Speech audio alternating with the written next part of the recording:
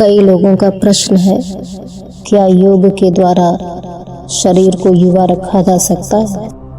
यह सत्य है कि योग के द्वारा हम अपनी काया को, शरीर को पूरी तरह से युवा रख सकते हैं, क्योंकि योग हमारे शरीर को ऐसा संतुलन देता है जिससे वह अपनी प्राकृतिक अवस्था में ही स्थिर हो जाता है।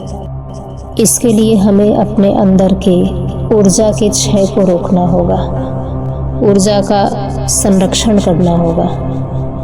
मनुष्य सबसे पहले शरीर से वृद्ध नहीं होता, बल्कि ऊर्जा से वृद्ध होता है। आप देखिए, कुछ लोग 40 की उम्र में थके थके लगते हैं और कुछ लोग 80-90 वर्ष की उम्र में भी जीवंत दिखते हैं। इसका कारण क्या है? उनके अंदर के प्राण के प्रवाह का क्षय कम है। क्षय का मतलब है प्राण का ह्रास होना, प्राण का अनावश्यक खर्च होना। जब हम प्राण के क्षय को रोक लेते हैं तो बुढ़ापा अपने आप धीरे धीरे थमने लगता है और कम होने लगता है। क्रिया योग विज्ञान के अंतर्गत जब आप अध्ययन करेंगे, साधना करेंगे, तो स्पष्ट होगा कि हमारा शरीर 5 प्रकार के कोशों से मिलकर के बना है। इन कोशों को, परतों को योग की भाषा में अन्नमय कोश, प्राणमय कोश, मनोमय कोश, ज्ञानमय कोश और आनंदमय कोश कहा गया है। अन्नमय कोश का अभिप्राय है ऊर्जा का वह क्षेत्र जहाँ अन्न या ठोस चीज़ों का अस्तित्व है। प्राणमय कोश ऊर्जा या प्राण का क्षेत्र है।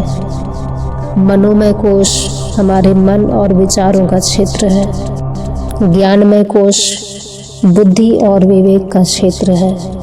और आनंदमय कोश हमारी चेतना की उस अवस्था का क्षेत्र है जिसको शुद्ध चेतना कहा गया है, जो अपने अंदर देवत्व का प्रतीक है। सामान्यतः हम केवल अन्नमय कोश में ही उलझे रहते हैं। हमारा ध्यान केवल बाहरी सुंदरता पर ही रहता है, परंतु योगी अपने भीतर की परतों पर, इन कोशों पर कार्य करता है।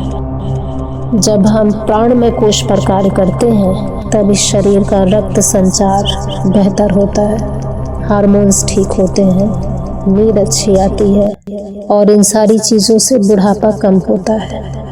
आधुनिक विज्ञान जिसको सेलुलर रिपेयर कहता है, योगी इसका अभ्यास प्राचीन काल से करते आ रहे हैं। कायाकल्प का सबसे मूलभूत सिद्धांत है प्राण का संरक्षण। प्राण को हम नष्ट न करें, प्राण का अनावश्यक क्षय रोकें। प्राण नष्ट कब होता है? चिंता में, राग द्वेष में, अनियंत्रित क्रोध में, असंयमित जीवन में। जब हमारा मन हर समय तुलना करता है, हर समय हम राग द्वेष, अच्छा बुरा, पाप पुण्य इसी में उलझे रहते हैं, उस समय हमारे प्राण का क्षय होता है।